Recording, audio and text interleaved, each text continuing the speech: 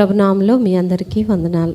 ఈరోజు మనం ప్రకటన గ్రంథంలో 9వ అధ్యాయం నుండి 12వ అధ్యాయం వరకు ధ్యానించుకుందాం. ప్రారంభ ప్రార్థన. సృష్టికర్త గొప్ప దేవుడా, కనికరం గల తండ్రి, నీకే స్తోత్రాలు చెల్లించున్నా. నాయన నీ సన్నిధిలో ప్రభువా, మరి నాయన ఇప్పటి వరకు ఎన్నో వాక్యాలను ధ్యానించుకోవడానికి నీవు అనుగ్రహించిన కృపను ధన్యతను బట్టి నీకు స్తోత్రాలు. మరి ఈరోజు నాయన మరి ప్రభువా, బోరల గురించిన విషయాలు మేము తెలుసుకుంటుండగా నాయన నీ ఉగ్రతకు తండ్రి మేము పాత్రలం కాకుండా మమ్మల్ని మేము సిద్ధపరుచుకొని పవిత్రంగా పరిశుద్ధంగా ఈ లోకంలో జీవించుట ఎలాగో మరి నాయన ఆ రకంగా జీవించగలిగే జీవితాలను మా అందరికీ మీరే దయచేసి నాయన నీ యొక్క రాకడకి నాయన సిద్ధపాటుతో తండ్రి కలిగి ఉండడానికి నీ కృపను దయచేయమని వేడుకొంచున్నా. ఈరోజు ధ్యానించుకోబోయే నాయన మరి 4 అధ్యాయాల ద్వారా మరి నీ సేవకుని మరుగుపరిచి మీరే మాట్లాడమని నజరేయుడైన యేసు నామములో అడిగి వేడుకొంచున్నాం తండ్రి, ఆమేన్. దేవునికి స్తోత్రం కలుగును గాక. ప్రభువైన యేసుక్రీస్తు వారి పరిశుద్ధ నామములో అందరికీ శుభములు తెలుపుతూ ఈ సమయంలో మన వాక్య ధ్యానము ప్రకటన గ్రంథము 9వ అధ్యాయం మొదలుకొని 12వ అధ్యాయం వరకు ఈ 4 అధ్యాయాలను ఇప్పుడు మనము ధ్యానించుకుందాం. 9వ అధ్యాయానికి ముందు ఎపిసోడ్లో 8వ అధ్యాయాన్ని ధ్యానించుకున్నాం. 8వ అధ్యాయం యొక్క చివరి వచనంలో ఒక దేవదూత ఆకాశంలో గట్టి స్వరముతో అయ్యో అయ్యో అయ్యో అని ముమ్మారు పలికినట్టుగా మనం చూస్తున్నాం. ఎప్పుడంట? 4 బోర్లు ఊదబడిన తర్వాత 5, 6, 7 బోరకు ముందు అయ్యో అయ్యో అయ్యో అనే గొప్ప స్వరముతో దేవదూత పలికినట్టు ప్రకటన గ్రంథం 8వ అధ్యాయం 13వ వచనంలో మనం చూస్తున్నాం. 3 సార్లు అయ్యో అయ్యో అయ్యో అంటే 3 భయంకరమైన శ్రమలు ముందున్నాయి. 4 బోర్లు ఊదినప్పుడే భూమి మీద, సముద్రములోను, నదులలోనూ, ఆకాశములోనూ దేవుని యొక్క కోపము, దేవుని యొక్క గద్దింపు వల్ల భూమి మీద 3వ భాగం కాలిపోయింది, సముద్రంలో 3వ భాగం నాశనం అయిపోయింది, నదుల్లో 3వ భాగం విషమైపోయింది, ఆకాశంలో 3వ భాగం చీకటి అయిపోయింది. దానితోనే భూమి మీద ఉన్న భయంకరమైనటువంటి శ్రమల వల్ల భూమి మీద ఉన్న మనుషులు అల్లాడిపోతున్నారు. దీనికన్నా భయంకరమైన మరొక 3 శ్రమలు ఉన్నాయి. అది 5వ బోర, 6వ బోర, 7వ బోర దేవదూతలు బోర ఊదినప్పుడు అనే సూచనగా దానికి ముందు అయ్యో అయ్యో అయ్యో అని 3 సార్లు దేవదూత ఆకాశములో గట్టి స్వరముతో పలకడం 8వ అధ్యాయం 13వ వచనంలో మనం చూస్తాం, చివరి వచనం. ఇప్పుడు మనం 9వ అధ్యాయం మనం ధ్యానించుకుందాం. అనగా 5వ బోర, 6వ బోర దేవదూత ఊదినప్పుడు జరిగిన సందర్భాలు, సంఘటనలు ఏంటి? 5వ దూత బోర ఊదినప్పుడు భూమి కిందున్న దురాత్మ శక్తులను దేవుడు బయటికి తీసుకొచ్చి వాటితో దేవునికి విరోధంగా జీవించిన వారిని హింసించడం, భయంకరమైన శిక్ష విధించడం జరుగుతుంది. 6వ దూత బోర ఊదినప్పుడు దేవదూతలు భూమి మీద మహాసైన్యముగా వచ్చి భూమి మీద దేవునికి విరోధంగా జీవించిన వారిని హింసించడం జరుగుతుంది. భూమి క్రింద నుంచి వచ్చిన దురాత్మలు 5 నెలలు భయంకరమైన మిడతల వలె వాటికి తేలు తోకల వంటి తోకలతో మనుషులను బాధపరిచే అధికారం దేవుడు ఇచ్చాడు, కానీ చంపే అధికారం ఇవ్వలేదు. 6వ దూత బోర ఊదినప్పుడు యూఫ్రటీస్ నది దగ్గర 4 దూతలు వారి యొక్క సైన్య సమూహము ఉంటుంది. వారి యొక్క సైన్యముతో భూమి మీద ఉన్న మనుషులను మరి చంపే అధికారం దేవుడు వారికి ఇచ్చినట్టుగా మనం చూస్తున్నాం. చదువుకుందాం. 9వ అధ్యాయం 1వ వచనం నుండి.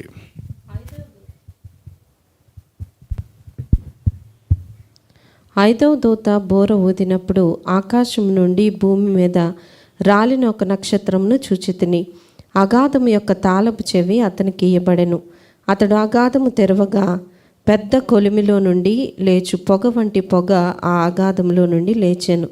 ఆ అగాధంలోని పొగ చేత సూర్యుని వాయుమండలమున చీకటి కమ్మెను. ఆ పొగలో నుండి మిడతలు భూమి మీదకి వచ్చాను. భూమిలో ఉండు తేళ్లకు బలమున్నట్టు వాటికి బలము ఇయ్యబడెను. మరియు నొసళ్ళ యందు దేవుని ముద్ర లేని మనుషులకే తప్ప భూమి పైనున్న గడ్డికైనను ఏ మొక్కలకైనను మరి ఏ వృక్షమునకైనను హాని కలుగ చేయకూడదని వాటికి ఆజ్ఞ ఇయ్యబడెను. మరియు వారిని చంపుటకు అధికారం ఇయ్యబడలేదు గాని 5 నెలల వరకు బాధించుటకు వారికి అధికారం ఇయ్యబడెను. వాటి వలన కలుగు బాధ తేళ్ళు మనుషులను కుట్టినప్పుడుండు బాధ వలె ఉండును. రైట్, చదవబడిన మాటలో చూస్తే వాక్యంలో 5వ దూత బోర ఊదినప్పుడు ఆకాశం నుండి భూమి మీద రాలిన ఒక నక్షత్రము అంటే ఎవరు? 5వ దూత బోర ఊదినప్పుడు ఆకాశము నుండి భూమి మీద రాలిన ఒక నక్షత్రమును చూచితిని. అతడు, నక్షత్రాన్ని మళ్ళీ ఏమన్నాడు? అతడు అగాధము చూచితిని అగాధం యొక్క తాళపు చెవి అతనికి ఇయ్యబడెను. అగాధం యొక్క తాళపు చెవి అతనికి ఇవ్వబడిన ఆకాశం నుండి రాలిన నక్షత్రము అతనికి అగాధం యొక్క తాళపు చెవి ఇవ్వబడిన. కొందరు అనుకుంటారు సాతానుడేమో రాలిపోయిన నక్షత్రం అనుకుంటారు. కాదు, ఇక్కడ దేవదూత. ఒక దేవదూతనే ఆకాశము నుండి దేవుడు భూమి మీదకి పంపించాడు. దేవదూతని ఎలా చెప్తున్నారని అంటే అగాధమిక తాళపు చెవిని ఇవ్వలేదు ఎప్పుడు కూడా సాతానుడికి. అగాధమిక తాళపు చెవినిచ్చి సాతానుని అగాధములో 1000 సంవత్సరాలు బంధించమని ఒక దేవదూతకి తాళం ఇచ్చి పంపించినట్టుగా మనం ప్రకటన గ్రంథం 20వ అధ్యాయం 1వ వచనంలో మనకు కనబడుతుంది. కాబట్టి ఒక దేవదూతకి దేవుడు అధికారం ఇచ్చాడు. ఆ అగాధములో దేవుడు బంధించిన కొందరిని విడిపించడానికి ఫాలెన్ ఏంజల్స్లోనే కొన్ని దేవదూతలు ఎవరైతే సాతానుతో పడిపోయారో వాళ్ళల్లో దేవునికి విరోధంగా పాపము చేసినట్టుగా మనం పేతురు రాసిన 2వ పత్రికలో మనం చూడొచ్చు. ఒకసారి చదువుదాం. పేతురు రాసిన 2వ పత్రిక 2వ అధ్యాయము 4వ వచనంలో దేవదూతలు పాపము చేసినప్పుడు దేవుడు వారిని విడిచిపెట్టక పాతాళ లోకమందలి కట్టిక చీకటి గల బెలములోనికి త్రోసి తీర్పునకు కావలిలో ఉంచబడుటకు వారిని అప్పగించెను. కొందరిని అక్కడికి పంపేసి అందులో వారిని బంధించాడు దేవుడు. దేవదూతలు, దేవునికి విరోధంగా పడిపోయిన దేవదూతల్ని. ఇక్కడ ఆ అగాధంలో నుండి కొన్ని డీమన్స్ని, కొన్ని దురాత్మలను దేవుడు బయటికి రప్పిస్తున్నాడట. రప్పించి ఏం చేస్తున్నాడట? దానికి ఒక రూపం ఇచ్చాడట. ఏంటి ఆ రూపం అట? మిడతల వంటి రూపమును కానీ తేలుకున్న బలమును. మిడతలు ఎగురుతాయి, తేలు ఎగరలేవు.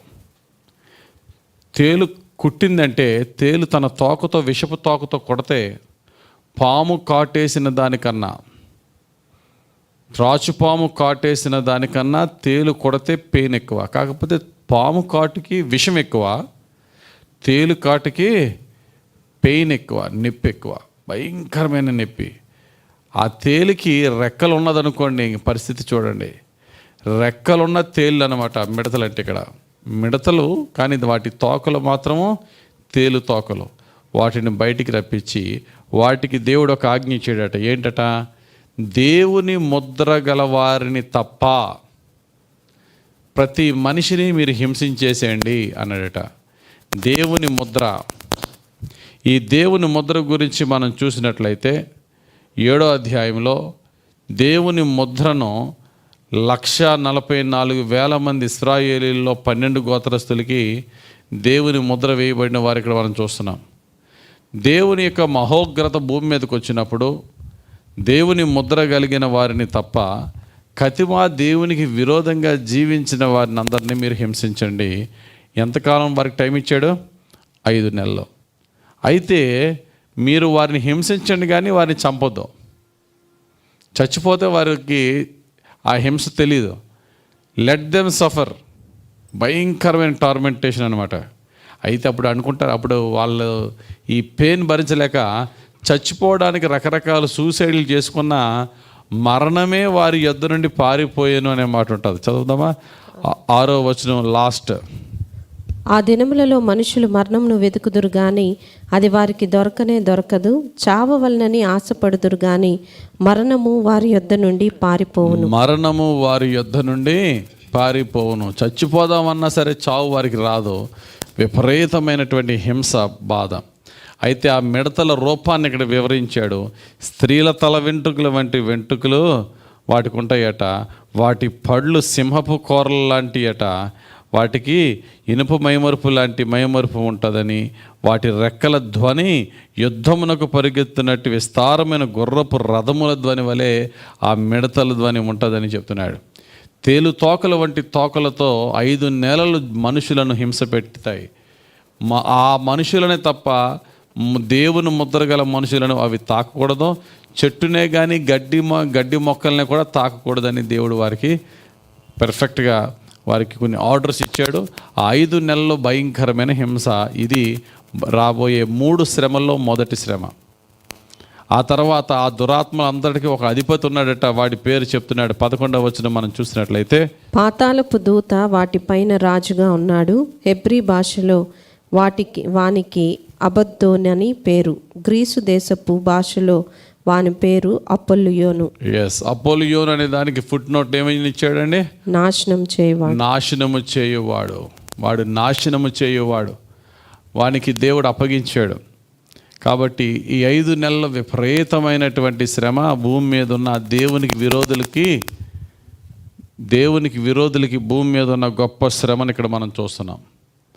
తర్వాత ఐదవ దూత బోర ఊదిన తర్వాత 6వ దూత బోర ఊదడానికి సిద్ధంగా ఉన్నాడు. ఏం జరిగిందో చూద్దాం. అయితే మొదటి శ్రమ గతించింది. 3 అయ్యో అనే దాంట్లో మొదటి అయ్యో అంటే ఒక్కొక్క అయ్యో ఒక శ్రమ. భయంకరమైన 3 శ్రమల్లో ఒక శ్రమ అయిపోయింది. ఏంటది? 5 నెలలు భూమి కింద ఉన్న కొన్ని దురాత్మలు మిడతల వలె తేలు తోకల వంటి తోకలతో దేవుని ముద్ర గల వారిని తప్ప సర్వభూజనులను చంపకుండా భయంకరమైన వేదనకు గురి చేసే అధికారం వాటికి ఇవ్వబడింది. ఆ తర్వాత 6వ దూత బోర ఊదినప్పుడు మనం చూడొచ్చు. 12వ వచనం నుంచి చూస్తే, మొదటి శ్రమ గతించెను, ఇదిగో మరి 2 శ్రమలు ఇటు తర్వాత వచ్చును. 6వ దూత బోర ఊదినప్పుడు దేవుని ఎదుట ఉన్న సువర్ణ బలిపీఠం యొక్క కొమ్ముల నుండి ఒక స్వరము, యూఫ్రటీసు అను మహానది యొద్ద బంధింపబడి ఉన్న 4 దూతలను వదిలిపెట్టుమని బోర పట్టుకొని ఉన్న ఆ 6వ దూతతో చెప్పుట వింటిని. మనుషులలో 3వ భాగమును సంహరింపవలనని అదే సంవత్సరమున అదే నెలలో అదే దినమున అదే గంటకు సిద్ధపరచబడి ఉండిన ఆ 4 దూతలు వదిలిపెట్టబడిరి. గుర్రపు రౌతుల సైన్యముల లెక్క 20 కోట్లు. వారి లెక్క ఇంత అని నేను వింటిని. మరియు నాకు కలిగిన దర్శనమునందు ఇలాగు చూచితిని, ఆ గుర్రములకును వాటి మీద కూర్చుండి ఉన్న వారికిని నిప్పు వలె ఎరుపు వర్ణము, నీలవర్ణము, గంధక వర్ణములు మైమరుపు లుండెను. ఆ గుర్రముల తలలు సింహపు తలల వంటివి. వాటి నోళ్లలో నుండి అగ్ని ధూమగంధకములు బయలువెడలుచుండెను. ఈ 3 దెబ్బల చేత అనగా వీటి నోట్లలో నుండి బయలువెడలుచున్న అగ్ని ధూమగంధకముల చేత మనుష్యులలో 3వ భాగము చంపబడెను. రైట్. ఇక్కడ 6వ దూత బోర ఊదినప్పుడు జరిగిన సందర్భం మనం చూస్తున్నాం. ఏం జరిగిందట? యూఫ్రటీస్ నది యొద్దనున్న 4 దూతల్ని రిలీజ్ చేయమన్నాడట. 7వ అధ్యాయం 1వ వచనంలో కనబడుతుంది. ఆ 4 దూతలు భూమి యొక్క నలుదిక్కులో ఉండి రెడీగా భూమిని సర్వనాశనము చేయడానికి దేవుని చేత పంపబడిన వారు. అయితే 5వ దూత వేరొక దూత వచ్చి అప్పుడే నాశనం చేయొద్దు, దేవుని నమ్ముకుని మారు మనసు పొందిన దేవుని ప్రజలను నేను ముద్రించేంతవరకు అప్పుడే మీ వినాశనాన్ని ప్రారంభించొద్దని ఆప్ చేశాడు. ఇక్కడ ఎప్పుడైతే 6వ దూత బోర ఊదాడో ఆ ఆగమన్న 4 దూతల్ని రిలీజ్ చేసాడట. అటాక్, సర్వనాశనం చేసేయండి అని. ఒకేసారి అదే రోజున ఏమంటాడు? అదే దినమున, అదే సంవత్సరం, అదే దినం, అదే గంటకు రిలీజ్ చేసి, అంటే దేవుడు ఒక టైం పెట్టాడు. అది ఏ టైం అండి అంటే కాలములు దేవుని చేతిలో ఉన్నాయి, తెలుసుకొనటం అని పని కాదు అంటాడు. ఒక టైం దేవుడు ఫిక్స్ చేశాడు. రైట్ టైంలో రిలీజ్ చేసినప్పటికీ ఏం జరిగిందట? సైన్యం ఎంతమంది వచ్చారట? వారి నుండి 20 కోట్ల మంది సైన్యము. వారి యొక్క ఎటువంటి సైన్యమట? గుర్రపు రౌతులు, వాటి తోకలు భయంకరమైనటువంటి విషపు నాగు పాముల తోకల వలె అవి వచ్చి భూమి మీద ఉన్న వారిలో 1/3 3 భాగాల్లో ఒక భాగాన్ని చంపేసి అధికారం దేవుడు వారికి ఇచ్చాడు. ఆ గుర్రములకును వాటి మీద కూర్చుని ఉన్న వారికిని నిప్పు వలె ఎరుపు వర్ణము, నీల వర్ణము, గంధక వర్ణములు మైమరుపులుండెను. ఆ గుర్రముల తలలు సింహముల వంటివి, వాటి నోళ్లలో నుండి అగ్ని ధూమ గంధకములు బయలువెళ్ళాను. అవి గుర్రాలుగా ఉన్నాయి, కానీ దాని యొక్క ముఖములో సింహములు, వాటి తోకలట 19వ వచనంలో వాటి తోకలు పాము వలె ఉండి తలలు కలిగినవైనందున వాటి చేత అవి హాని చేయును. ఫ్రంట్ ఏమో సింహపు ముఖము, వెనకాతల త్రాచుపాము వంటి భయంకరమైనటువంటి తోకలతో మరి ఆ మనుషులను హాని చేస్తూ ఉన్నాయి. ఈ మనుషులను హాని చేయటం వల్ల 18వ వచనంలో ఉంటుంది, మనుషులలో 3వ భాగము చంపబడెను. మనుషులలో 3వ భాగం ఎంత భయంకరం అండి. మనుషులలో 3 భాగాలు, భూమి మీద ఉన్న మనుషులందరినీ 3 భాగాలుగా మనం చేస్తే ఒక భాగం, ఉదాహరణకి ఇప్పుడు ఉన్న పాపులేషన్, ప్రపంచంలో ఉన్న పాపులేషన్ అంతటిని 700+ crores ఉన్నారు. ఇప్పుడు పోనీ ఒక 900 కోట్లు మనం ఉంటే అందులో 300 కోట్ల మందిని చంపే అధికారం వారికి ఉంటుంది. అంటే మొత్తం ప్రపంచం అంతా కూడా ఎంత భయంకరమైన నాశనానికి గురవుతుందో. ఎంత క్లియర్గా దేవుని ఉగ్రత వచ్చినప్పుడు మిగిలిన, ఒకవేళ 900 కోట్లు ఉంటే 300 కోట్ల మంది చచ్చిపోతే మిగిలిన 600 కోట్ల మంది అన్న మారు మనసు పొంది ప్రభు దగ్గరికి వస్తారంటే అప్పుడు రారట, ఇంకా వారి విగ్రహాల వైపే తిరుగుతారట. చూద్దామా 20-21 వచనాలు. ఈ దెబ్బల చేత చావక మిగిలిన జనులు దెయ్యములను చూడను, వినను, నడువను శక్తి లేనివై బంగారు, వెండి, కంచు, రాయి, కర్రలతో చేయబడిన తమ హస్తకృతములైన విగ్రహములను పూజింపకుండా విడిచిపెట్టినట్లు మారు మనసు పొందలేదు. మరియు తాము చేయుచున్న నరహత్యలను, మాయామంత్రములను, జారచోరత్వములను చేయకుండినట్లు వారు మారు మనసు పొందిన వారు కారు. అది ఇంత జరిగినా వారి నరహత్యలు కానీ, వారి వ్యభిచారాలు కానీ, వారి అపవిత్రతలు కానీ మారు మనసు పొంది దేవుని దగ్గరికి వచ్చిన వారు కారు. అంత దుర్మార్గులు అని చెప్తున్నాడు. దీంతో 9వ అధ్యాయం పూర్తయింది. నెక్స్ట్ 10వ అధ్యాయం. ఇప్పటికి ఎన్ని బోర్లు పూర్తయినాయి అండి? 6 బోర్లు పూర్తయినాయి. ఇంకొక బోర ఉంది, 7వ బోర. ఆ 7వ బోర్లు ఏమున్నాయి? 7 దేవుని ఉగ్రత పాత్రలు ఉన్నాయి. 6 ముద్రలు అయిపోయిన తర్వాత 7వ ముద్రలో ఏమున్నాయి? 7 బోర్లు ఉన్నాయి. 7వ బోర ఊదినప్పుడు అందులో ఏముంది? 7 ఉగ్రత పాత్రలు రానై ఉన్నాయి. ఇక్కడ 3 భయంకరమైన శ్రమల్లో మొదటి శ్రమ పాతాళములో నుండి దురాత్మలు బయటికి రావడం. 2వ శ్రమ 6వ బోర ఊదినప్పుడు యూఫ్రటీస్ నది దగ్గర ఉన్న వినాశనాన్ని కలుగజేసే దోతలు రిలీజ్ చేయబడి 20 కోట్ల సైన్యంతో భూమి మీద ఉన్న 3వ భాగాన్ని చంపివేయడం. ఆ తర్వాత చివరి 3వ శ్రమ 7వ దూత బోర ఊదినప్పుడు భయంకరమైనటువంటి దేవుని 7 ఉగ్రతా పాత్రలు భూమి మీద కుమ్మరింపబడతాయి. ఈ లోపల ఒక సంఘటన మరలా 10వ అధ్యాయంలో భక్తుడైన యోహాను ద్వారా దేవుడు చెప్తున్నాడు. ఇది ఈ బోర్లకి మధ్య సంబంధం కాదు, ఇది వేరే టాపిక్. ఇది ఏంటట? ఒక బలిష్టమైన దూత పరలోకము నుండి భూమి మీదకి దిగి వచ్చాడు. ఒక కాలు సముద్రం పైన, ఒక కాలు భూమి మీద పైన వేసి నిలబడ్డాడు. ఆయన చేతిలో ఒక పుస్తకం ఉంది. ఆయన తల చుట్టూరు ఇంద్రధనుసు ఆవరించి ఉన్నది. మేఘముపై ఆయన ఆసీనుడై ఇంద్రధనుసుతో ఉన్నాడు. ఎవరై ఉంటుంది ఈ దూత, ఎవరై ఉంటాడు ఈ దూత అనేది ఆలోచన చేస్తే ఇక్కడ ఈ దూత పలానా వ్యక్తి అని రాయలేదు, కానీ ఖచ్చితంగా మనిషి కుమారుని పోలిన వివరణ ఇక్కడ మనకు కనబడుతుంది. చదువుదాం. బలిష్ఠుడైన వేరొక దూత పరలోకం నుండి దిగి వచ్చుట చూచితిని. ఆయన మేఘము ధరించుకుని ఉండెను. ఆయన శిరస్సు మీద ఇంద్రధనస్సుండెను.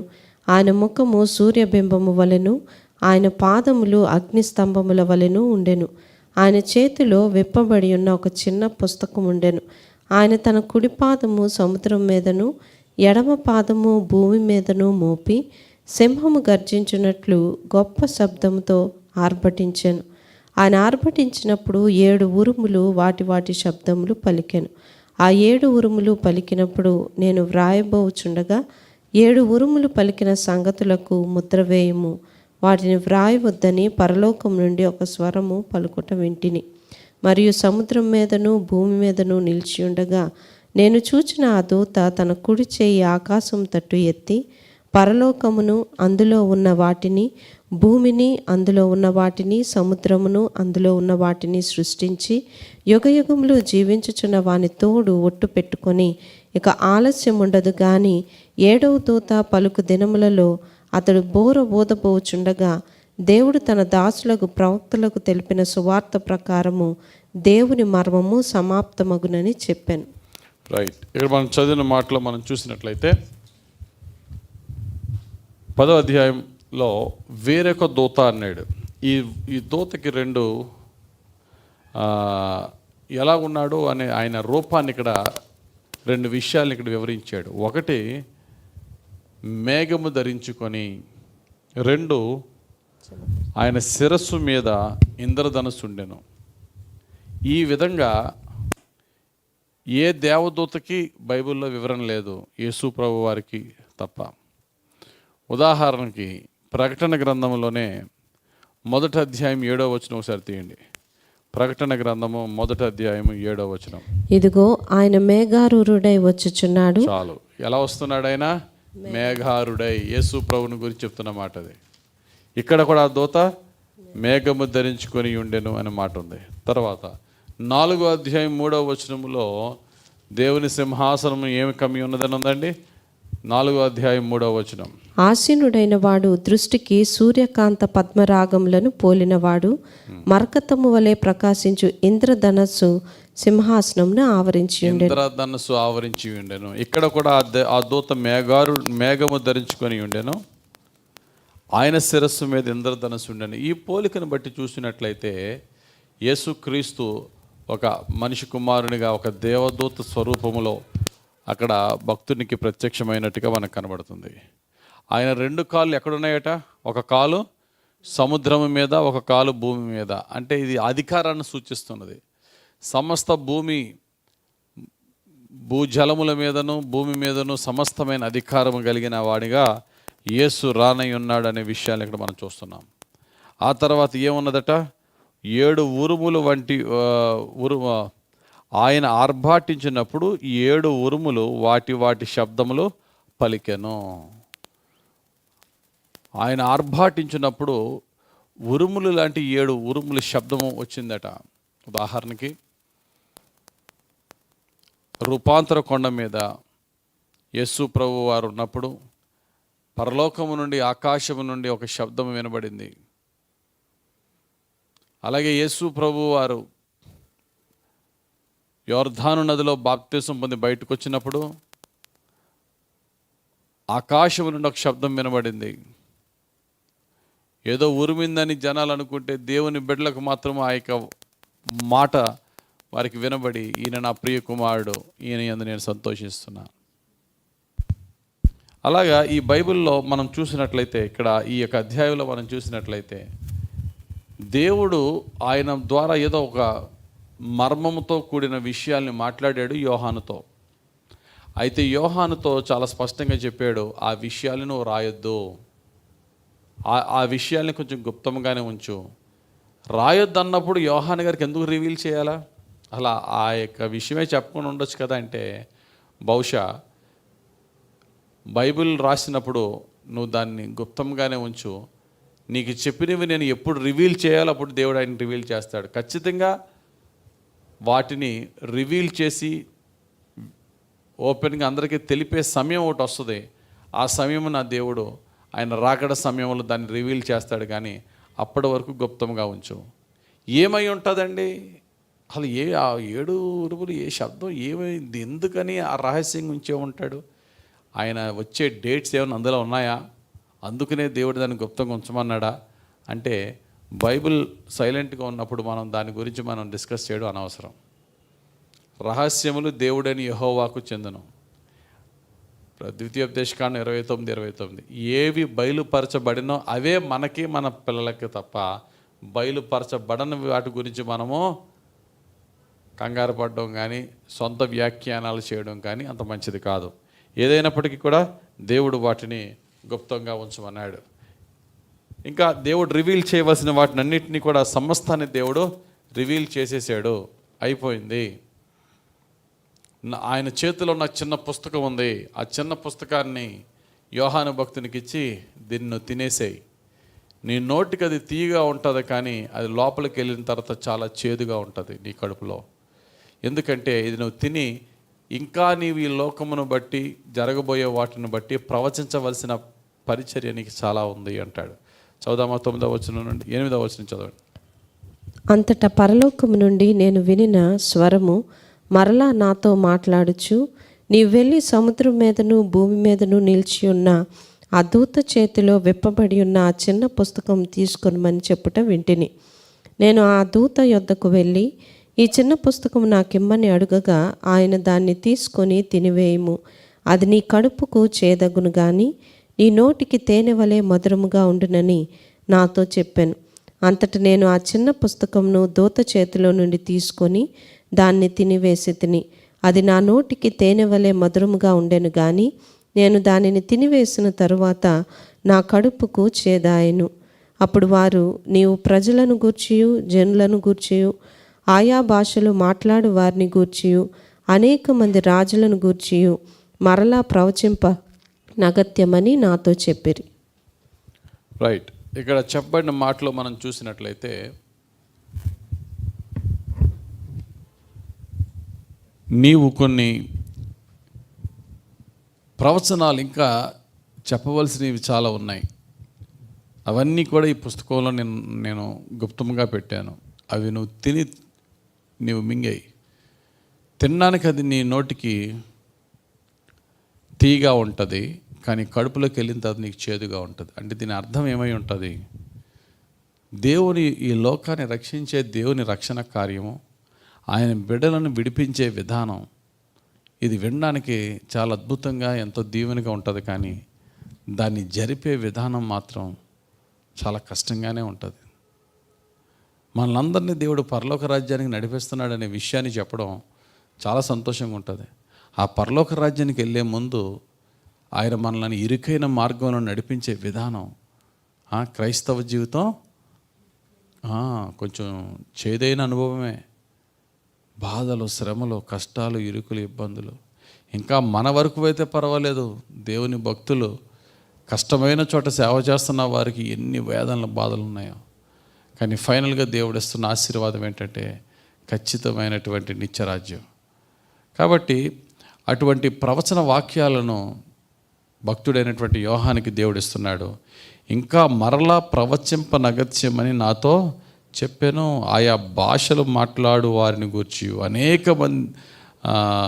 అనేక మంది రాజ్యములను గూర్చి, అనేక రాజ్యాల గురించి, ఆయా భాషలు మాట్లాడే ఆయా జాతుల ప్రజల గురించి, ఓన్లీ ఇస్రాయేల్ బట్టి కాదు, భూమి మీద ఉన్న సమస్త రాజ్యముల గురించి, సమస్త ప్రజలకు కావలసిన గొప్ప వాక్య సత్యాలను నేను నీకు బయలుపరిచి ఉన్నాను. వీటన్నిటిని గురించి నీవు బోధించాలా.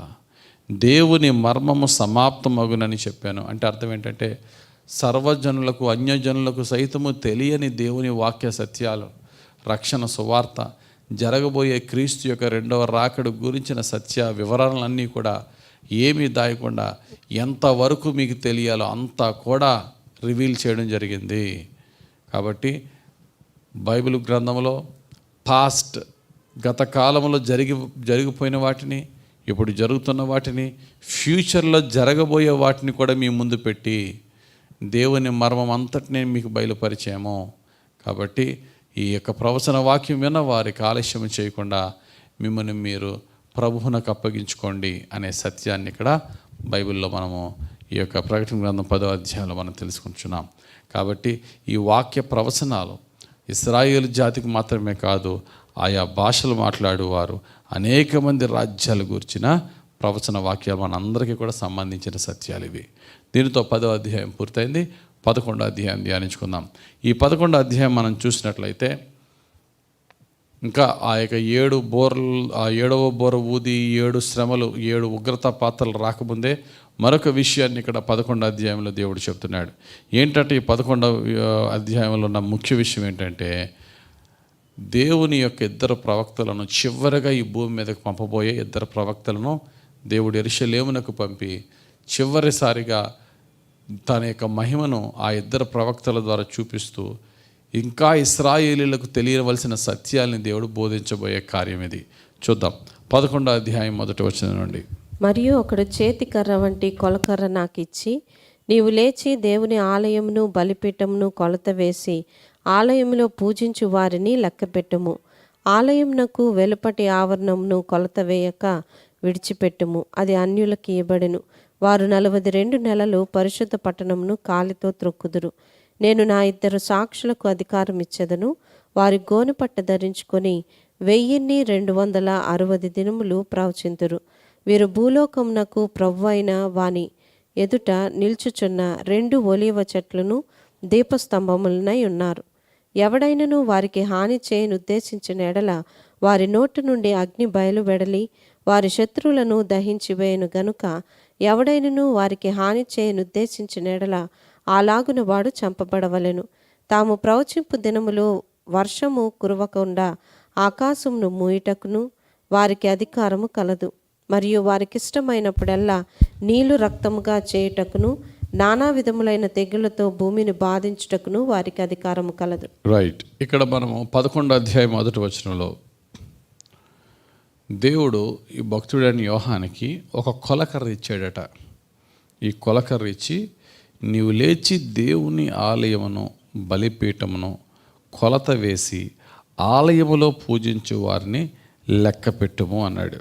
దానికి క్రింద 1 ఇచ్చి ఫుట్ నోట్లు ఏమి ఇచ్చాడు చదవండి ఒకసారి. దేవుని ఆలయమును బలిపీఠమును అందులో పూజించు వారిని కొలత వేయుము. మొత్తం అందరినీ లెక్కించమన్నాడు. ఇది లెక్కించమండం అనే దాన్ని మనము ఏ విధంగా అర్థం చేసుకోవాలా? ఆ యెరూషలేములో ఉన్న దేవుని బలిపీఠం ఇదంతటినీ కూడా లెక్కించమన్న సందర్భం మనం చూస్తే, దీన్ని ఒకసారి 2వ రాజుల గ్రంథం 21వ అధ్యాయం 13వ వచనంతో కంపేర్ చేద్దాం. 2వ రాజుల గ్రంథము 21వ అధ్యాయము 13వ వచనం. దేవుడు అంటున్నాడు, నేను లెక్కించి నేను అది పూర్తి చేశానంటే నా వినాశనం రప్పించే సమయం వచ్చిందని అర్థంగా ఇక్కడ మనం తీసుకోవచ్చు. చదువుదాం 21:13. నేను షోమ్రోనును కొలిచిన నూలును ఆహాబు కుటుంబీకులను సరిచూచిన మట్టపు గుండును యెరూషలేము మీద సాగలాగుదను. ఒకడు పల్లెమును తుడిచినప్పుడు దాని బోర్లించి తుడిచినట్లు నేను యెరూషలేమును తుడిచివేసేదను. అది అంటే ఇక్కడ అర్థం ఏంటండి? షోమ్రోను కొలిచేశాను అంటే ఇశ్రాయేల్ రాజ్యాన్ని కొలిచి దాని సర్వనాశనానికి అప్పగించాను. గిన్నెని కడిగి దాన్ని బోర్లించడం అంటే అర్థం ఏంటట? ఇంకా గిన్నెలో ఇంకేమీ లేదు, ఫినిష్, క్లీన్ స్వీప్ అనమాట. ఇంక తుడిచేస్తున్నా. దానిని కొలిచి వారిని లెక్క పెట్టినట్టుగా అనేది ఒక ఫ్రేజ్గా మనం ఇక్కడ తీసుకోవచ్చు. అంటే దేవుని యొక్క నాశనానికి ముందు అక్కడ జరుగుతున్న కార్యాన్ని అంతటిని కూడా యోహానికి చూపించాడు. ఫైనల్ దినాలు రాబోతున్నాయి, లెక్క పెట్టి దానిని కొలత వేసేదని అంటున్నాడు. ఆ తర్వాత ఫైనల్గా నా 2 ప్రవక్తలను నేను మీ యొద్దకు పంపుతున్నాను అన్నాడు దేవుడు. ఆ 2 ప్రవక్తలు వచ్చి ఎంతకాలం అక్కడ పరిచర్య చేస్తారట? 42 నెలలు. ఈ ప్రకటన గ్రంథంలో 42 నెలలు అన్నా 1260 దినాలన్నా కాలము కాలములో అర్ధకాలం అన్నా ఒకే నెంబర్ సూచిస్తున్నది. అదే 3.5 సంవత్సరాలు. 42 నెలలు అంటే ఎన్ని సంవత్సరాలండి? సంవత్సరానికి 12 నెలలు. 12 3 36. అర్ధ సంవత్సరం అంటే 6 నెలలు. 36కి ఒక 6 కలిపితే 42. ఇక్కడ ఉన్నది కూడా 42 నెలలు, అంటే 3.5 years. ప్రకటన గ్రంథంలో 7 ఏండ్ల శ్రమలు అంటారు కదండి, అది ఎక్కడుందండి అంటే 7 ఏండ్ల శ్రమకాలాన్ని శ్రమకాలము మహాశ్రమకాలంగా విడదీసి మొదటి 3.5 సంవత్సరాల శ్రమకాలము, తర్వాత 3.5 సంవత్సరాలు మహాశ్రమకాలం. ఈ మొదటి 3.5 సంవత్సరాలు ఇక్కడ 42 నెలలు ఏం జరుగుతుందట? దేవుడు చివరిగా 2 ప్రవక్తలను పంపాడు. అప్పటికే క్రూర మృగము బేభత్సం చేసి దేవుని ప్రజలను బాధపరుస్తూ నాశనం చేస్తూ సమస్త రాజ్యమును వాడి వశంలో తెచ్చుకుంటున్నాడు. క్రూర మృగం అంటే యాంటీ క్రైస్ట్, సాతాను చేత నియమింపబడిన వాడు. అది 13వ అధ్యాయంలో మనం చూడొచ్చు యాంటీ క్రైస్ట్ గురించి. ఆ యాంటీ క్రైస్ట్ సమస్త రాజ్యాలని తన స్వాధీనంలో ఉంచుకున్నాడు. ఈ 22 అధ్యాయాలు ఒక వరుసలో లేవు ఇవి. ఈ 22 అధ్యాయాలు ప్రకటన గ్రంథం, అది గమనించండి. అయితే ఈ ఇద్దరు ప్రవక్తలు వచ్చారట. వచ్చి ఆయన యొక్క చివరి రాజ్య సువార్తను ప్రకటిస్తూ ఉన్నారట. వారిని ఆటంకపరుస్తున్న వారిని గద్దించి నాశనం చేసే శక్తిని వారికి ఇచ్చాడట. ఎటువంటి శక్తిని ఇచ్చాడట? వారి నోటు నుండి అగ్ని బయలు వెళ్ళే అధికారం అట. అంటే అగ్ని బయలుదేరడం అంటే ఏలియాని పంచదశాధిపతి 50 అంటే 50 మంది సైనికుల అధిపతి వచ్చి, నేను రాజుగారు పిలుస్తున్నారు, ఆహాబు రాజుగారు పిలుస్తున్నారు రా అంటే ఏలియా అంటాడు, నేనే దేవుని సేవకుడిని అయితే ఆకాశం నుంచి అగ్ని వచ్చి మిమ్మల్ని కాల్చివేను కాకంటే అలా 2 సెట్లని, అంటే ఫస్ట్ సెట్ ఆఫ్ పీపుల్ 50 మందిని ప్లస్ పంచదశాధిపతిని, మరలా ఇంకో 50 మంది ఇంకో పంచదశాధిపతిని కాల్చి పాడేశాడు. ఇక్కడ ఏలియా చేసిన కార్యాలు ఇక్కడ మనకు కనబడుతున్నాయి. ఆ తర్వాత కిందకు వచ్చినట్టయితే 4వ వచనంలో, వీరు భూలోకమునకు ప్రభువైన వాని ఎదుట నిలుచున్న 2 ఒలీవ చెట్లను దీపస్తంభములై ఉన్నారు. ఈ ఇద్దరు ప్రవక్తలను దేంతో పోల్చారండి? 2 ఒలీవ చెట్లు దీపస్తంభములై ఉన్నారు. ఇదే మాటని ఈ 2 ఒలీవ చెట్లు ఎవరండి అంటే ఇద్దరు ప్రవక్తలయ్యా అని చెప్పి జకర్యా గ్రంథం 4వ అధ్యాయం 14వ వచనంలోనే ఆ జకర్యాకు కలిగిన దర్శనాన్ని బట్టి దేవుడు చెప్తున్నాడు జకర్యా ద్వారా. ఎవరండి 2 ఒలీవ చెట్లు అంటే అభిషేకము నొందిన దేవుని సేవకులు అనే మాట మనకు కనబడుతుంది. చదువుదామా? జకర్యా గ్రంథం 4వ అధ్యాయం 14వ వచనం. అతడు వీరిద్దరూ సర్వలోకనాథుడకు యెహోవా యొద్ద నిలవబడుచు తైలము పోయి వారై ఉన్నారనెను. వీరిద్దరూ దేవుని యొక్క అభిషేకము నొందిన దైవ సేవకులు. కాబట్టి 2 ఒలీవ చెట్లను ఎవరితో పోల్చాడు? ఈ యొక్క ఇద్దరు ప్రవక్తలతో పోల్చాడు. ఈ ఇద్దరు ప్రవక్తలు ఎవరు అనేది పెద్ద ప్రశ్న. దేవుని సముఖములో నుండి భూమి మీదకి వచ్చి భూమి మీద పరిచర్య చేసే ఇద్దరు ప్రవక్తలు ఎవరు? ఆ తర్వాత వారు చేసే పరిచర్య 42 నెలల పరిచర్య అయిపోయిన తర్వాత దేవునికి విరోధకరమైనటువంటి వారిని సర్వనాశనం చేసేస్తారు వీళ్ళిద్దరూ. వీరికి సమస్తమైన శక్తి అధికారం ఉంది.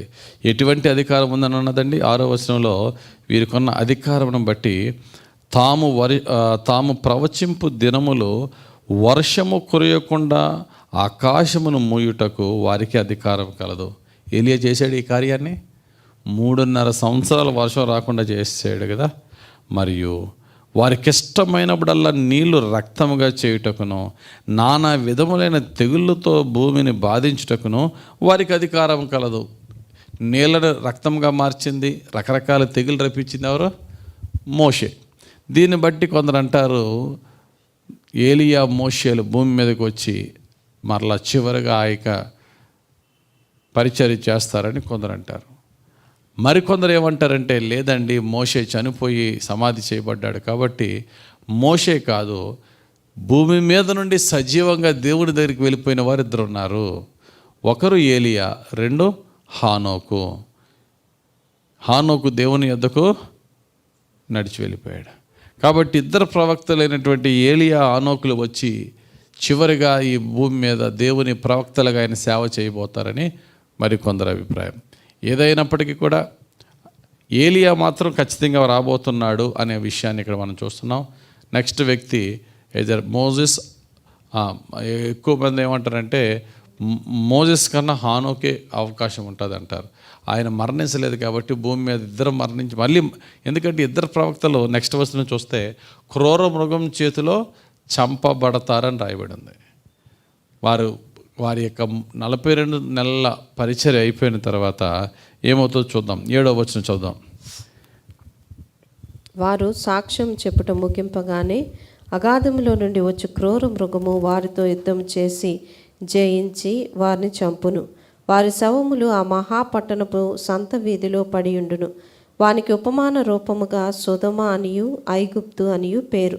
అచ్చట వారి ప్రభువు కూడా సిలువ వేయబడును. రైట్. ఏమైందట, వారు సాక్ష్యం చెప్పుట పూర్తి అవ్వగానే అగాధములో నుండి వచ్చు క్రూర మృగము, అంటే నిజంగా మృగం కాదు, యాంటీ క్రైస్ట్ని ఇక్కడ క్రూర మృగంతో పోల్చాడు. ఇది మనకు తెలియాలంటే 13వ అధ్యాయంలో మనకు కనబడతాడు.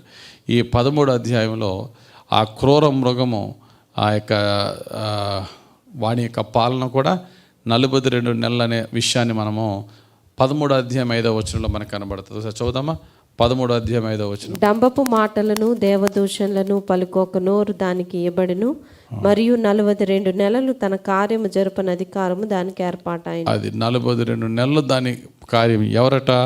క్రూర మృగం. 13వ అధ్యాయం 1వ వచనంలో, మరియు 10 కొమ్ములను 7 తలలు గల ఒక క్రూర మృగము సముద్రంలో పైకి వచ్చుట నేను చూచితిని. వానికి అధికారం ఎవరిచ్చాడట? ఘట సర్పం అంటే సాతానుడు. కాబట్టి యాంటీ క్రైస్ట్తో ఫైట్ చేసినప్పుడు 42 నెలలు వీరి పరిచర్య అయిపోయిన తర్వాత యాంటీ క్రైస్ట్ వీళ్ళని చంపిన తర్వాత చంపుతాడు. ఆ చంపిన ఆ స్థలము వీటిని వివరిస్తూ అంటాడు, వారి శవములు ఎక్కడున్నాయట? వారి శవములు ఆ మహాపట్టణంపు సంత వీధిలో పడి ఉండెను. ఏంటండి ఆ పట్టణము? సంత వీధిలో పడి ఉండెను.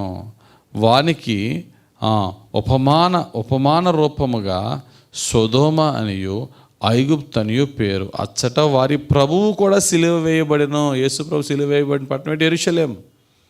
మరి దానికి సొదొమగాను ఐగుప్తుగాను ఎందుకు ఉన్నది? సొదొమ అంటే దేనికి ఫేమస్ అండి? పాపముతో నింపబడిన చోటు సొదొమ. ఐగుప్తు బానిసత్వం. ఇక్కడ వీరు పాపముతోనూ ఆత్మ సంబంధమైన బానిసత్వంతో ఇశ్రాయేలు నింపబడ్డారు. అంతేకాదు ఐగుప్తు అనేది ఇశ్రాయేలీలు లిటరల్గా ఫిజికల్ స్లావరీ, ఐగుప్తు దేశంలో బానిసలుగా ఉన్నారు. ఇక్కడ మనం చూసినట్లయితే దేవుడైన ప్రభు అయిన యేసయ్య ఆయన సేవకుడైన యోహానుతో అంటున్నాడు, నీవు ఆవరణమును లెక్క పెట్టొద్దు అంటున్నాడు. ఎందుకంటే అది 2వ వచనం లాస్ట్లో, పరిశుద్ధ పట్టణమును కాలితో త్రొక్కుదురు, ఆలయమునకు వెలుపటి ఆవరణమును కొలత వేయక విడిచిపెట్టుము, అది అన్యులకు ఇయ్యబడెను. అంటే దీన్ని బట్టి అర్థం చేసుకోవాల్సిన సత్యం ఏంటంటే, ఇప్పుడు ప్రస్తుతం ఇశ్రాయేల్ స్వతంత్రంగానే ఉంది, ఇశ్రాయేల్ సూపర్ పవర్గానే ఉంది. యేసు ప్రభు 2వ రాకడ సమీపమైనప్పుడు ఇజ్రాయేల్ దేశము అన్యజనుల చేతిలో పట్టబడుతుంది. ప్రపంచాన్ని ఛాలెంజ్ చేస్తున్న ఇశ్రాయేల్ దేశానికి దేవుడిచ్చిన సమయంలో వారు మారు మనసు పొంది యేసుక్రీస్తుని మెస్సీగా వారు అంగీకరించినందువల్ల వారిని దేవుడు ఏం చేస్తున్నాడు? అన్యజనుల చేతికి అప్పగించబోతున్నాడు. యాంటీ క్రైస్ట్ వీళ్ళందరూ ఇశ్రాయేల్ దేశాన్ని ఆక్యుపై చేసుకుంటారు. అప్పుడు ఆ టైంలో 2 ప్రవక్తలు దేవుని నుండి పంపబడిన వారు వస్తారు. 42 నెలలు అద్భుతమైన పరిచర్య చేస్తారు. ఆ తర్వాత ఫైనల్గా ఆ యాంటీ క్రైస్ట్ చేతిలో వారు మరణిస్తారు. ఈ చదివినప్పుడు అయ్యో అంత గొప్ప ప్రవక్తలు ఆ యాంటీ క్రైస్ట్ చేతిలో చచ్చిపోతారా అనేది బాధగా ఉంటుంది. కాకపోతే గొప్ప సంగతి ఏంటంటే ఆ 2 ప్రవక్తల యొక్క దేహాలు అదే పట్టణంలో పడి ఉండగా ప్రపంచంలో ఉన్న వారి ప్రజలను, దుర్మార్గులైన ప్రజలను వారు హింసించినందుకు ఈ దుర్మార్గులైన ప్రజలు ఏం చేస్తారట? ఒకరికొకరు కట్నములు పంచుకుంటూ, బహుమానాలు పంచుకుంటూ సంతోషిస్తూ ఉంటుండగా ఈ బాడీస్ని ఎవ్వరు కూడా సమాధి చేయకుండా అలాగే రోడ్డు మీద అందరూ చూసేలా చేస్తారట. కానీ వారు చూస్తూ ఉంటుండగా 3.5 దినాలలో అయిన తర్వాత ఆకాశం నుండి ఒక స్వరము వారి యొద్దకు వచ్చి, మీరు ఎక్కి పైకి రండి అన్న వెంటనే చనిపోయిన డెడ్ బాడీస్లోనికి దేవుడు మరలా జీవం రప్పిస్తాడు. ఏం జరిగిందో చూద్దాం. చూడండి 11వ వచనం, 10-11. 2 ప్రవక్తలు భూనివాసులను బాధించినందున భూనివాసులు వారి గతి చూచి సంతోషించుచు ఉత్సహించుచు ఒకరికొకడు కట్నములు పంపుకొందురు. అయితే ఆ 3 దినములన్నరైన పిమ్మట దేవుని యొద్ద నుండి జీవాత్మ వచ్చి వారిలో ప్రవేశించను గనుక వారు పాదములోని నిలిచిరి. వారిని చూచిన వారికి మిగుల భయము కలిగెను. అప్పుడు ఇక్కడికి ఎక్కి రండని పరలోకం నుండి గొప్ప స్వరము తమతో చెప్పుట వారు విని మేఘారూరులై పరలోకమునకు ఆరోహణమైరి. రైట్. వారి డెడ్ బాడీస్ ఎన్ని రోజులు ఉన్నాయట భూమి మీద? 3.5 days. బహుశా 3.5 days వారి యొక్క మినిస్ట్రీని సూచిస్తున్నది. 3.5 days వారి మినిస్ట్రీని వారు ఎంతకాలం మినిస్ట్రీ చేశారు భూమి మీద? 42 నెలలు. 42 నెలలు అంటే ఎన్ని సంవత్సరాలండి? 3.5 సంవత్సరాలు. సంవత్సరానికి ఒక దినము చెప్పున 3.5 సంవత్సరాలకి 3.5 దినాలు వారి డెడ్ బాడీస్ అలాగే భూమి మీద ఉన్నాయి. అందరూ చూస్తూ ఉన్నారు. అందరూ చూస్తుంటుండగా 3.5 దినాల తర్వాత వారు లేచి నిలబడ్డారట. ఎప్పుడైతే వారు లేచి నిలబడ్డారో అక్కడ ఉన్న వారందరూ కూడా భయాందోళనకి భయము కలిగాను. వారు చూస్తూ ఉంటుండగా ఆకాశం జోక స్వరం తమతో చెప్పుట విన్నారట. ఏంటట? ఇక్కడికి ఎక్కి రండని పరలోకం నుండి ఒక శబ్దము, ఒక స్వరం వినబడగానే వారు పునరుద్ధానం పొందుకుని మహిమ దేహముతో దేవుని సముఖమునకు వారు చేరారు. ఇది ఎప్పుడైతే జరిగిందో మహాభూకంపము ఆ పట్టణంలో కలిగింది. ఆ యెరూషలేం పట్టణంలో మహాభూకంపం కలిగితే ఆ యెరూషలేం పట్టణంలో 10వ భాగము కూలిపోయాను. 7,000 మంది అక్కడ చచ్చిరి. 10వ భాగం కూలిపోయాను, 7,000 మంది అక్కడ చనిపోయారు. అది 13వ వచనం వరకు మనం చూస్తున్నాం. ఆ తర్వాత 7వ దూత బోర ఊదడం. ఇప్పటికీ 2 శ్రమలు 14వ వచనం నుంచి చదువుదాం. 2వ శ్రమ గతించెను, ఇదిగో 3వ శ్రమ త్వరగా వచ్చుచున్నది. 7వ దూత బోర ఊదినప్పుడు పరలోకంలో గొప్ప శబ్దములు పుట్టెను. ఆ శబ్దములు, ఈ లోక రాజ్యము మన ప్రభు రాజ్యమును, ఆయన క్రీస్తు రాజ్యమును ఆయన యుగయుగముల వరకు ఏలుననెను. అంతటి దేవుని ఎదుట సింహాసనాసీనులకు ఆ 24 పెద్దలు సాష్టాంగపడి దేవునికి నమస్కారం చేసి, వర్తమాన భూత కాలములలో ఉండు దేవుడవైన ప్రభువా, సర్వాధికారి, నీవు నీ మహాబలమును స్వీకరించి ఏలుచున్నావు గనుక మేము నీకు కృతజ్ఞతాస్తుతులు చెల్లించుచున్నాం. జనములు కోపగించినందున నీకు కోపము వచ్చెను. మృతులు తీర్పు పొందుటకును, నీ దాసులకు ప్రవక్తలకును పరిశుద్ధులకును, నీ నామమునకు భయపడు వారికి తగిన ఫలమునిచ్చుటకును, గొప్పవారేమి కొద్దివారేమి భూమిని నశింపజేయి వారి నశింపజేయటకును సమయము వచ్చి ఉన్నదని చెప్పిరి. రైట్. 7వ దూత బోర ఊదినప్పుడు పరలోకములో ఒక అద్భుతమైన ఆరాధన జరిగింది. పరలోకములో ఉన్న దేవదూతలు, 4 జీవులు, పరలోకములో ఉన్న సైన్య సమూహము, దేవుని సింహాసనం ముందున్న 24 పెద్దలు, ప్రభువా, భూమి మీద వినాశనాలు కలుగు చేస్తున్న దుర్మార్గులకు తీర్పు తీర్చు గడియ ఒకటి వచ్చి ఉన్నది. ప్రభువా, వారు చేసిన దుర్మార్గతకు నీవు తీర్పు తీర్చుటలో నువ్వు న్యాయవంతుడు అని దేవుణ్ణి, అత్యున్నతమైనటువంటి సింహాసనాసీనుని దేవుణ్ణి గణపరుస్తున్నారు. ఏమంటున్నారట? వర్తమాన భూత కాలంలో ఉండు దేవుడు అయిన ప్రభువా, సర్వాధికారి, నీవు నీ మహాబలమును స్వీకరించి ఏలుచున్నావు గనుక మేము నీ కృతజ్ఞతాస్తుతులు చెల్లించున్నాం. సాతాను శక్తులు ఎన్నైనా, వారి దూతలు ఎంతమంది అయినా, నీ మహాప్రభావముతో సర్వభూమిని నీ స్వాధీనంలో ఉంచుకున్నందుకు నీకు స్తోత్రాలు ప్రభు అని దేవుని యొక్క ఉగ్రత కోపము భూమి మీదకి వచ్చే ముందు, చివరి శిక్ష, చివరి తీర్పు కాలం వచ్చే ముందు పరలోకంలో దేవునికి ఒక చక్కటి ఆరాధన జరిగింది. అక్కడ పరలోకములో ఉన్న నిజమైన దేవుని మందిరం చూశాడు భక్తుడైన యోహాను. ఆ మందిరములో ఉన్న దేవుని యొక్క మందసములో ఉన్న ఆ యొక్క మందసపు నిబంధన మందసాన్ని చూశాడు. దాని నమూనాయే భక్తుడైనటువంటి మోషే తయారు చేశాడు. అదే మాట 19వ వచనంలో ఉంటుంది. మరియు పరలోకమందు దేవుని ఆలయము తెరవబడగా దేవుని నిబంధన మందసము ఆయన ఆలయములో కనబడెను. అప్పుడు మెరుపులను, ధ్వనులను, ఉరుములను, భూకంపమును, గొప్ప వడగండ్లను పుట్టాను. భూమి మీద ఉన్న దేవుడు మోషేకు తెలిపిన మందసము కానీ, ఆ దేవాలయం కానీ, పరలోకములో ఉన్న దేవాలయం మందసం యొక్క నమూనా చూపించాడు. అదే మోషే నిర్మించాడు. కానీ ఇక్కడ భక్తుడైన యోహాను రియల్ హోలీ టెంపుల్ అక్కడ చూశాడు. ఆ మందసాన్ని చూశాడు. అక్కడ ఉన్న దేవుని స్తుతించి ఆరాధిస్తున్న గొప్ప దేవదూతలు, పరిశుద్ధుల యొక్క సభను చూసి ఆ యొక్క ఆరాధనను బట్టి ఈ యొక్క చివరి మాటలు ఈ యొక్క 11వ అధ్యాయంలో రాస్తున్నాడు. దీనితో 11వ అధ్యాయం పూర్తయింది. 12వ అధ్యాయము ప్రారంభం. ఈ 12వ అధ్యాయంలో కూడా ఇంకా అప్పుడే ఆ యొక్క 7వ దూత బోర ఊదినప్పుడు జరగబోయే 7 ఉగ్రత పాత్రల గురించి ఇంకా వివరింపబడలేదు. కానీ 12వ అధ్యాయంలో మరొక విషయాన్ని రాశాడు. ఏంటి ఆ మరొక విషయం అంటే, దేవుని ఉగ్రత ఈ భూమి మీదకి రాకముందు 42 నెలలు అనగా 3.5 సంవత్సరాలు సాతానుడు సాతాను యొక్క అనుచరులైన మరొక ఇద్దరు ఎవరండి? ఈవిల్ ట్రినిటీ అంటారు. Satan, anti Christ, falls profit. సాతానుడు, క్రీస్తు విరోధి, అబద్ధ ప్రవక్త కలిసి ఇశ్రాయేలు జాతిని సర్వనాశనము చేయడానికి చేసే ప్రయత్నాలు ఇక్కడ మనం చూస్తున్నాం. అసలు ఇశ్రాయేలులో నుండి రక్షకుడైన యేసుక్రీస్తు పుట్టినప్పుడే సాతానుడు యేసు ప్రభువుని ఎలా చంపాలని ట్రై చేశాడు అనేది భవిష్యత్ వర్తమానాలు ఇక్కడ చెప్తున్నాడు. పాస్ట్లో ఏం జరిగింది, ఇప్పుడు ఏం జరుగుతుంది, ఏం జరగబోతుంది అనే విషయాలు చూద్దాం. 12వ అధ్యాయము 1వ వచనం నుండి. అప్పుడు పరలోకమందు ఒక గొప్ప సూచన కనబడెను. అదేదనగా సూర్యుని ధరించుకుని ఒక స్త్రీ, ఆమె పాదముల క్రింద చంద్రుడును, శిరస్సు మీద 12 నక్షత్రముల కిరీటమును ఉండెను. ఆమె గర్భిణి అయి ప్రసవ వేదన పడుచు ఆ నొప్పులకు కేకలు వేయుచుండెను. అంతటా పరలోకమందుని ఇంకొక సూచన కనబడెను. ఇదిగో ఎర్రని మహాఘట సర్పము, దానికి 7 తలలను 10 కొమ్ములను ఉండెను. దాని తలల మీద 7 కిరీటములుండెను.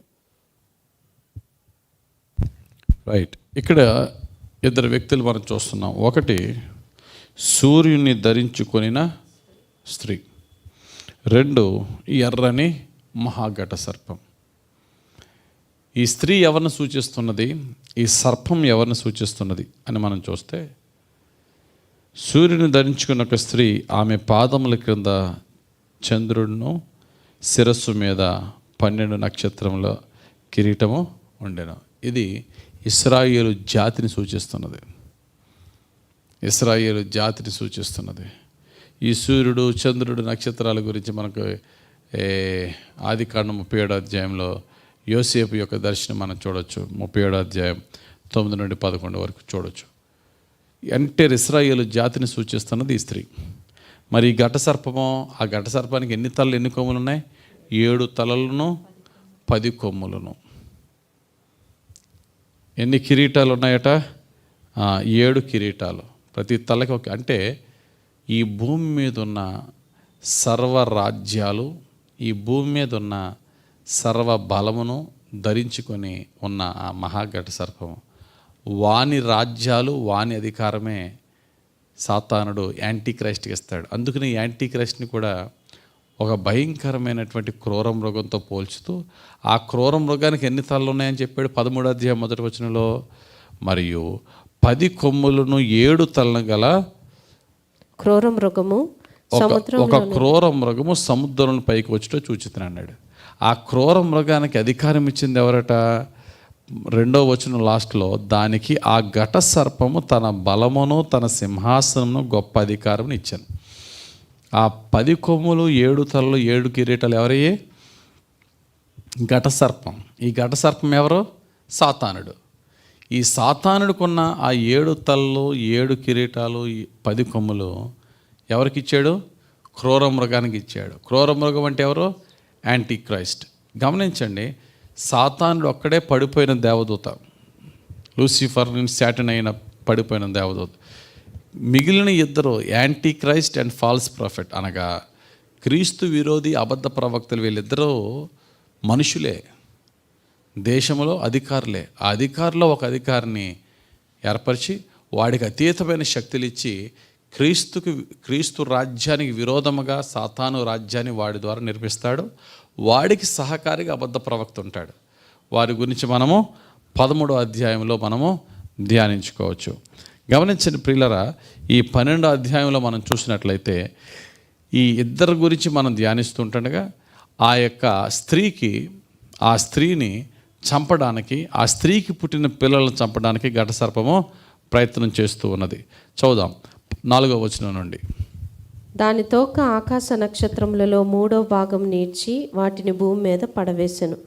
కననయ్యున్న ఆ స్త్రీ కనగానే ఆమె శిశువును మృంగివేయవలనని ఆ ఘట సర్పము స్త్రీ ఎదుట నిల్చుండెను. సమస్త జనములను ఇనుపదండముతో ఏలనయ్యున్న ఒక మగ శిశువును ఆమె కనగా, ఆమె శిశువు దేవుని యొద్దకును ఆయన సింహాసనం నొద్దకును కొనిపోబడెను.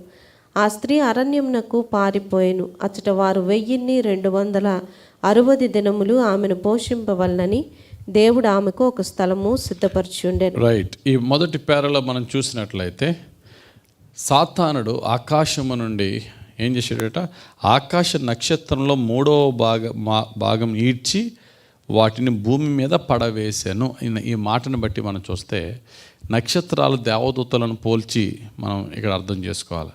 ఇందాక మనం ధ్యానించిన వాక్యంలో 9వ అధ్యాయం 1వ వచనంలో ఆకాశం నుండి రాలిన ఒక నక్షత్రము దేవదూత అతనికి తాళాలు ఇచ్చాడట, పాతాళపు తాళాలు.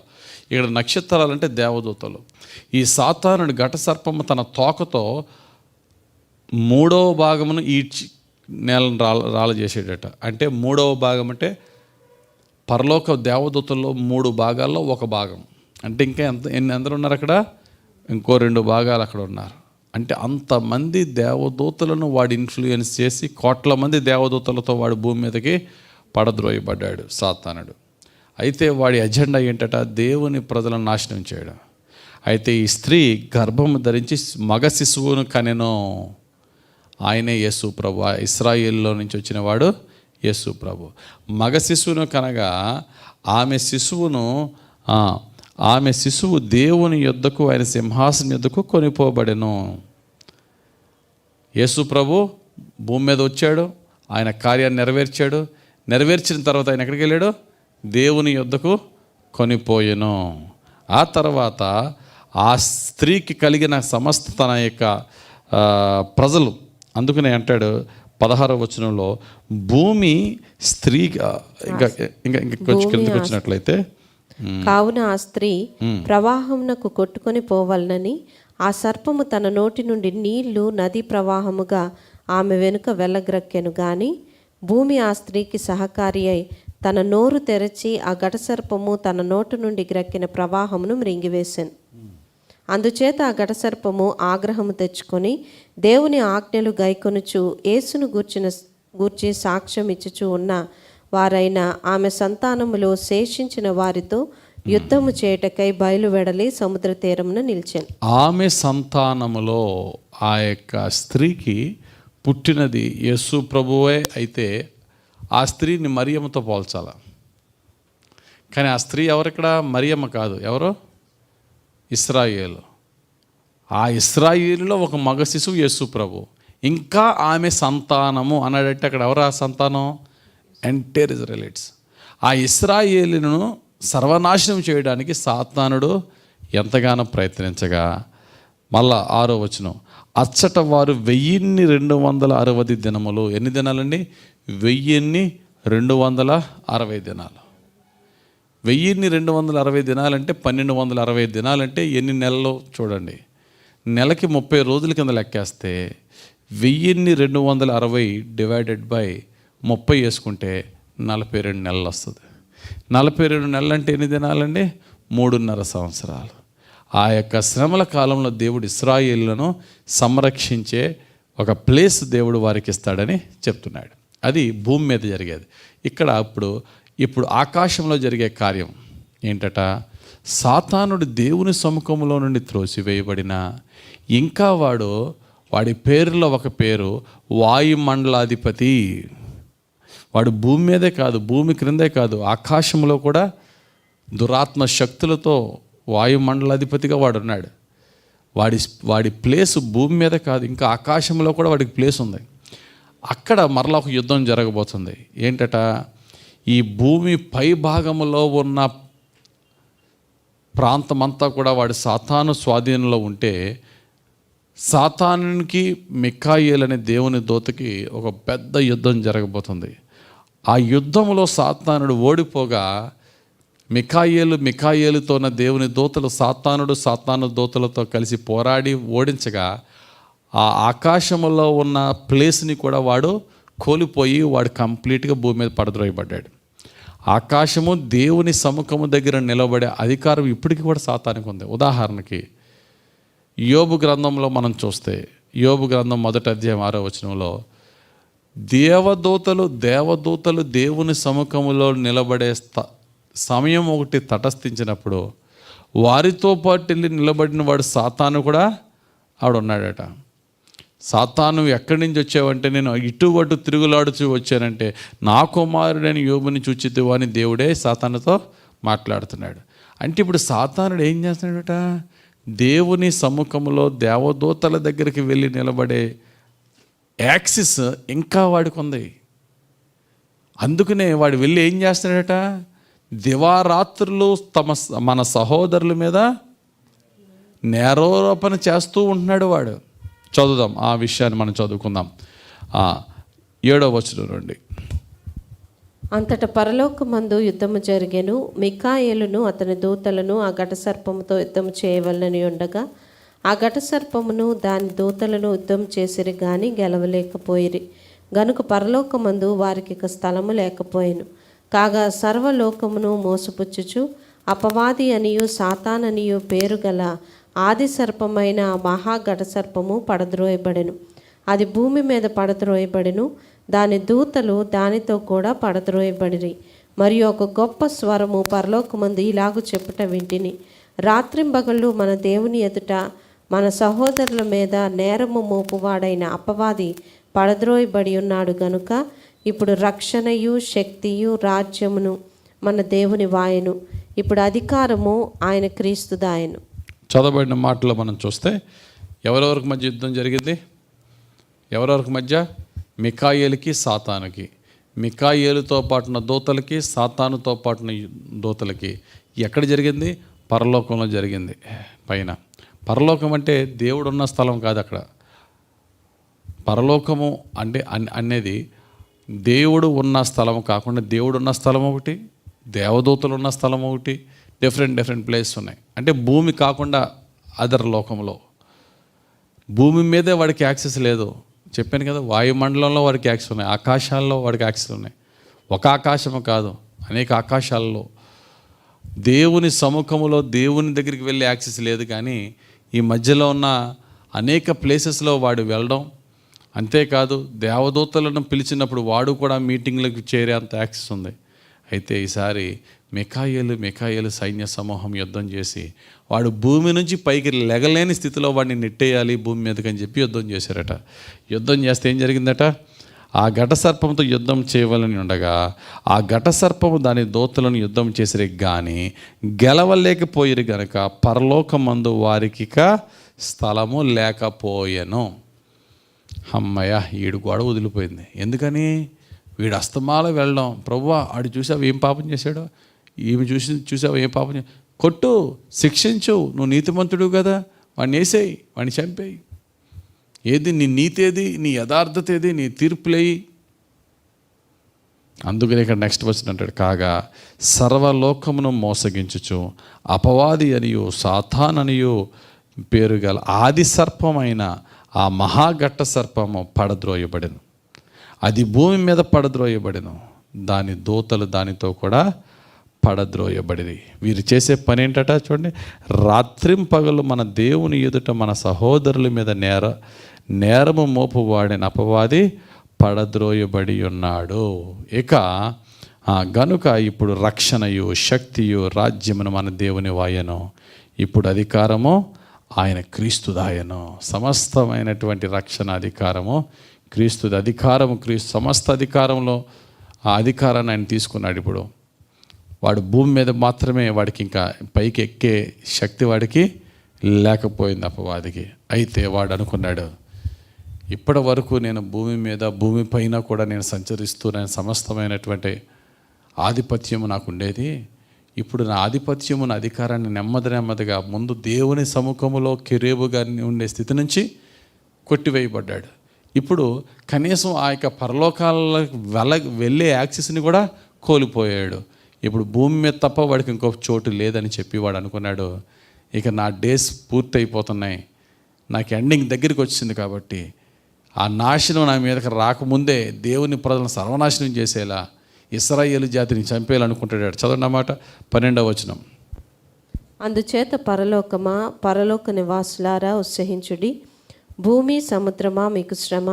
అపవాది తనకు సమయము కొంచెమే అని తెలుసుకొని బహుక్రోధము గలవాడై మీ యొద్దకు దిగి వచ్చి ఉన్నాడని చెప్పాను. రైట్. ఎవరికి సంతోషం, ఎవరికి శ్రమ?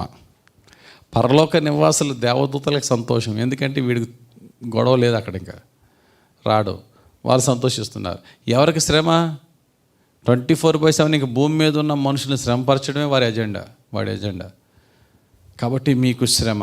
అయితే వాడు ఏం చేస్తాడట, ఇంకా నాకు కాలము కొద్దిగా ఉన్నదని చెప్పి ఇశ్రాయేలు జాతిని చంపడానికి వాడి నోటి నుండి భయంకరమైనటువంటి ఉగ్రతతో నీరుని రిలీజ్ చేసి ఆ ఘట సర్పము ఆ భూమి మీద ఉన్న ఇశ్రాయేలు జాతిని ముంచివేయడానికి ట్రై చేశాడట.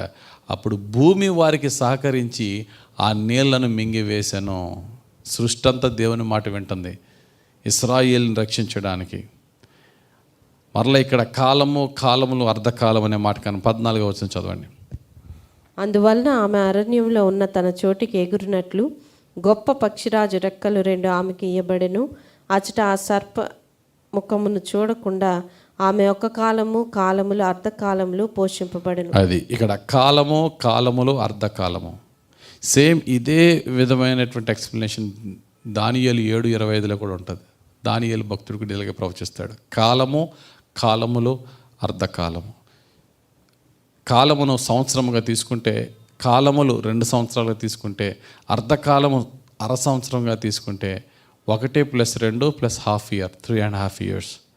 ఆ 3.5 సంవత్సరాలు ఇశ్రాయేలుని దేవుడు ఏంటట రెక్కలిచ్చి వారిని ఎగిరించి ఒక చోట క్షేమంగా ఉంచుతాడు. అంటే అర్థం ఏంటంటే ఈ రెక్కలేంటి, ఈ పక్షిరాజు రెక్కలేంటి, లేక ఆ యొక్క ఉన్న చోటేటి, ఇవన్నీ ఇక్కడ ఒక రూపకలంకారంలో చెప్తున్నాడు. అంటే సర్పానికి సాతానుడికి రీచ్ అవ్వని ప్లేస్లో దేవుడు ఇశ్రాయేల్ని దాచుతాడు, అక్కడ వారిని సంరక్షిస్తాడు. అక్కడికి వీడు వెళ్ళలేని పరిస్థితుల్లో అక్కడ వరదల లాంటి భయంకరమైనటువంటి పరిస్థితి రప్పించగా భూమి కూడా ఇశ్రాయేలుకి సహకరించి ఆ వరదలు మింగి వారిని కాపాడుతాడు అనే మాట ఇక్కడ. భూమి ఆ స్త్రీకి సహకారి అయి తన నోరు తెరిచి ఆ ఘట సర్పము తన నోట నుండి గ్రక్కిన ప్రవాహమును మృంగివేశాను అని 16వ వచనం చూస్తాం. అండ్ ఫైనల్గా చివరి యుద్ధానికి సిద్ధపడుతున్నాడు. ఈ 17వ వచనం చదవండి.